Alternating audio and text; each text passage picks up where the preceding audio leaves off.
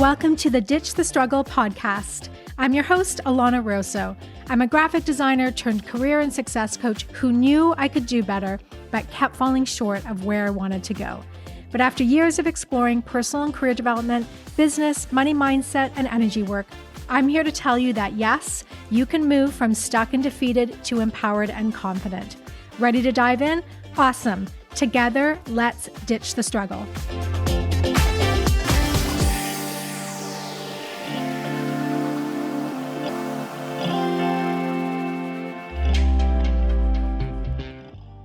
Hi everyone, welcome back. I want to talk today about the ability to take rejection, to be criticized. It is a form of strength and it is something to work on. And if you are someone that can take rejection, criticism, you're probably further ahead in your career. You're probably excelling and you're putting yourself out there. And I would say that it is a superpower of graphic designers. Anyone in the creative world. Now, this story is not just about that, but I'm going to use this as a jumping off point in that graphic designers, you grow up in school, taking your classes, taking your courses, and you have to create your work and then you put it up for group critiques. Group critiques is a part of the creative process. This is in writing as well, so it's not just, designers, but I'm going to use that example because obviously I've lived it. I live it.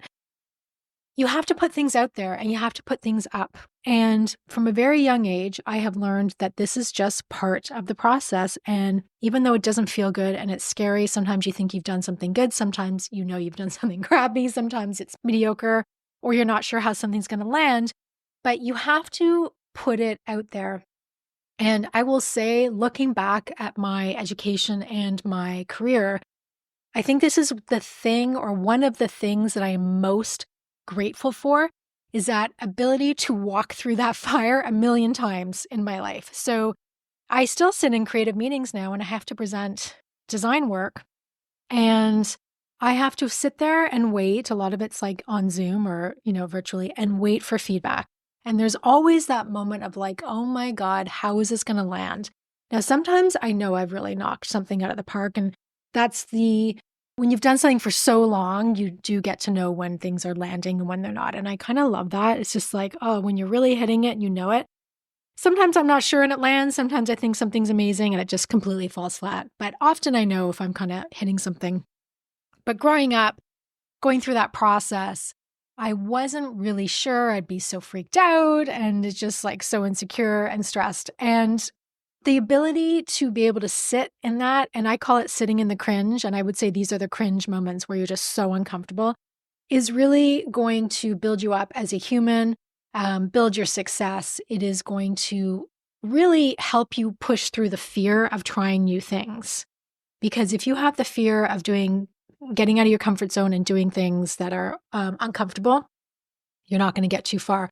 And what really drove this whole thing home about the ability to be critiqued and rejected and criticized, and even if it's constructive criticism, it's still criticism, was a story that my friend told me. So I went to high school I had two friends there, and the three of us all studied graphic design. I talk about this actually in episode 50. And then we went to college together.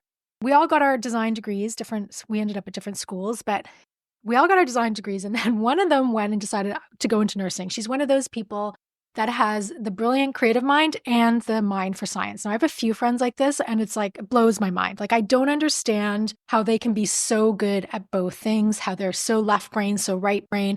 I mean, I can do other things than design for sure, but, nursing was never going to be on the agenda. Science was never going to be on the roster. Like, no, it's not happening. So she went into nursing and would have, obviously, meetings, like staff meetings. And she tells a story, and I'll just never forget it, about being in a meeting, and one of the other nurses, I guess, they were more in the management side of things, so just to give some context, had to present like a PowerPoint that she had done. And she presents the PowerPoint. I mean, God help anyone who has to do PowerPoint. It's just the worst, but here we are. We all have to do it at some point. And there were people around the room that suddenly at the end started chiming in about what to change, what to do differently. They were basically providing feedback and critique, like they were critiquing it. And my friend could see this, well, I guess she's a nurse presenting, and could see her crumbling, could see her falling apart, could see that she just could not handle. And we're talking like minutia. They, you might want to just take away something on that side or add this to that side, or it was nothing major. And what was so interesting was my friend's observation. And of course, we had gone to design school, lived this design life. She quickly realized design was not for her. And I totally get that. She realized that because she had been trained and gone through the process of having to do these critiques all the time, that none of this stuff would have fazed her. It didn't faze her. Like, it's no big deal. So do you understand like what a gift that is? And then I started to understand what a gift that is. And she's recognizing it. And I was like, oh my God, I can't imagine being so freaked out about some small feedback on a PowerPoint presentation that it makes you crumble.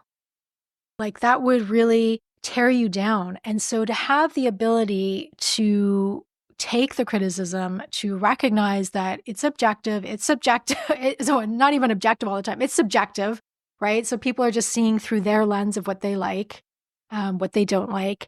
Some of it's valid, some of it, is just nonsense some of the times. Someone can be just like, I don't like green, so we're like, why are we using green? And that's just their personal thing. It's so stupid.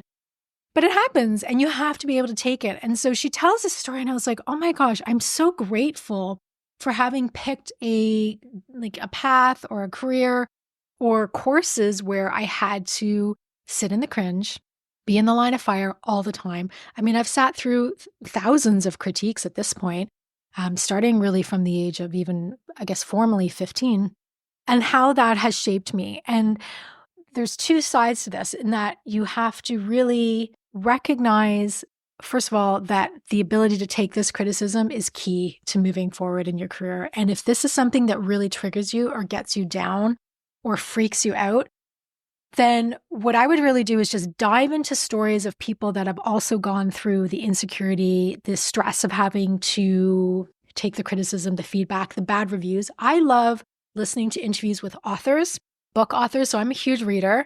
I've just been listening to a ton of audiobooks this year. So 2024 has been about fiction for me. I actually decided to abandon a lot of nonfiction and heavy stuff. I did so much in 2023. I was like, no, I'm lightening things up for 2024. So I have been binging kind of romantic comedies, fun fiction, things with humor for the whole year. I think I'm up to 67 audiobooks this year. I still got a few to go. Binging. And then what I do is if there's a book I love to listen to the interview of the author. And so many authors go through those trials and tribulations of rejection. I mean, we all know the famous Harry Potter author story, how many rejections she got. But that one's a big one. But some of these other authors, so I'll use the example of Catherine Center. I've read, I think, all of her books. I've done the audiobooks of all of them this year. I just finished When to Walk Away, which I love. That was her first New York Times bestselling author book in 2018. So I just listened to it.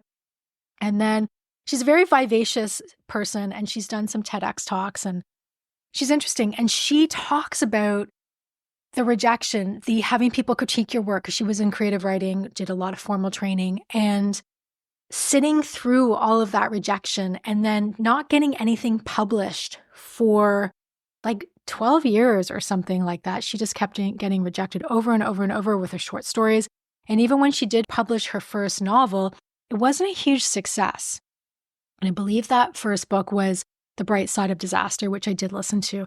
So she didn't have immediate success out of the gate. But what I love about diving into these interviews and these conversations is like recognizing the struggle, recognizing that rejection, listening to people be criticized, listening to people say they got bad reviews on Amazon, listening to the pain of people not liking your work. And I 100% have had people not like my work. And I have done some really crappy work in my career. There's some stuff I look back on and I can't even look at it. It's so bad. It was like clunky or over-designed or heavy-handed. Like that's my default, is I will tend to over-design something or make it too chunky or clunky or heavy-handed. I might have to pull back. That's the thing. I always have to look at it, try and look at it objectively and be like, okay, what can I take away so it's not as heavy and kind of chunky.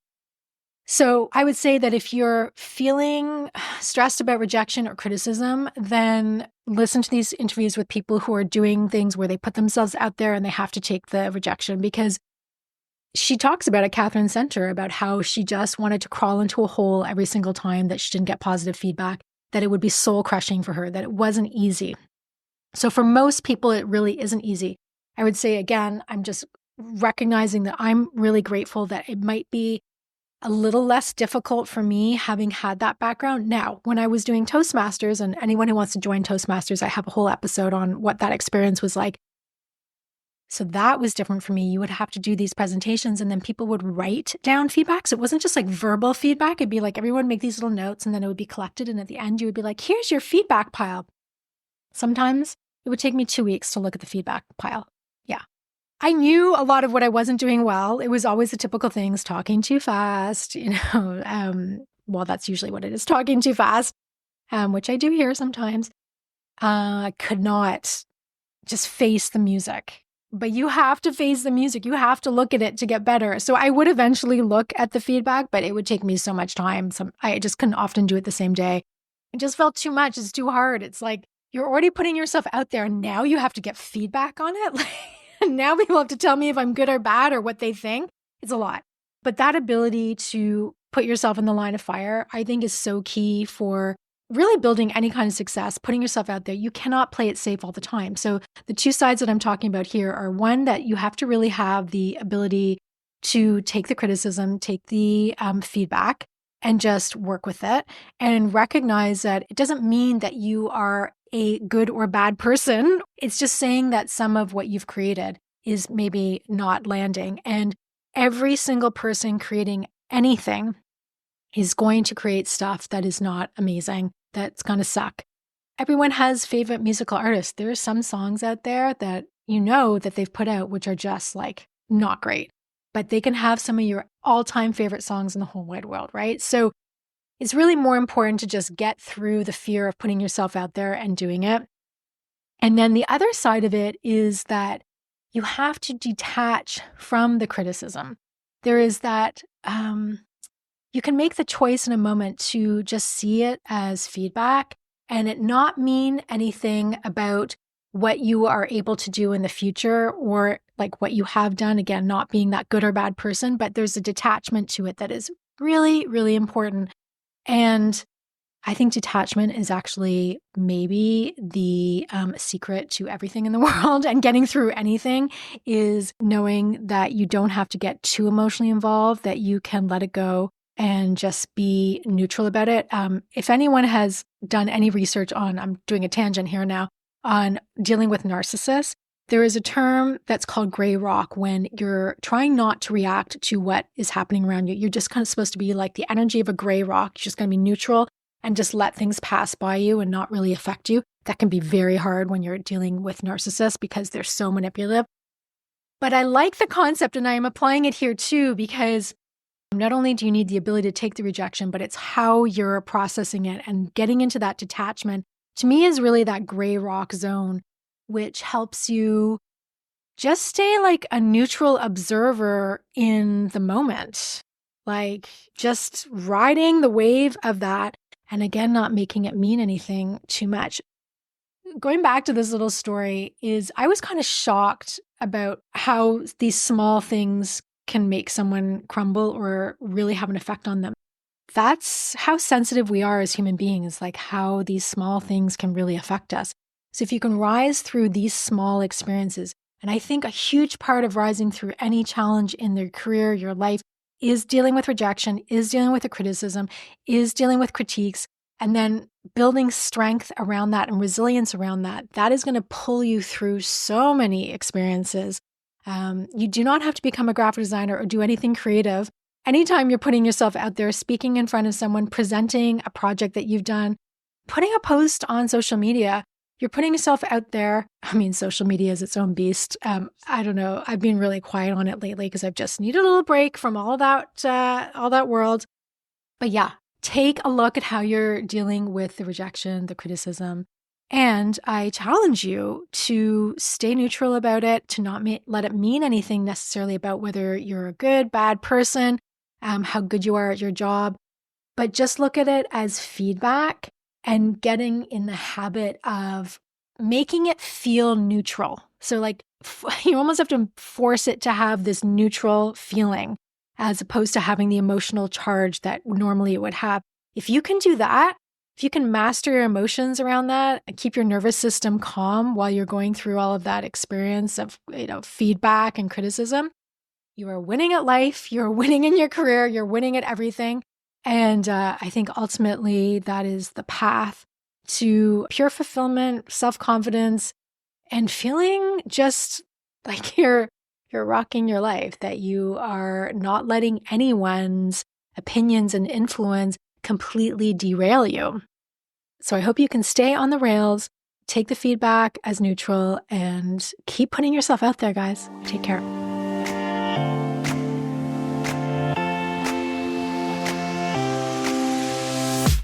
Thank you for joining me today on Ditch the Struggle. You showing up here means so much to me.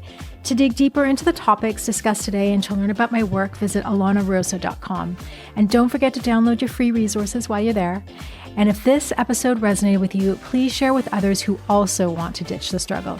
Go ahead and subscribe to the podcast, leave a rating and a review, and let me know what you'd like to see more of on this podcast. And before I go, I want to leave you with my 3 favorite ways to ditch the struggle. Be your own best advocate, take baby steps for the win, and forget about a linear career path. It's overrated and you are doing just fine. See you next time.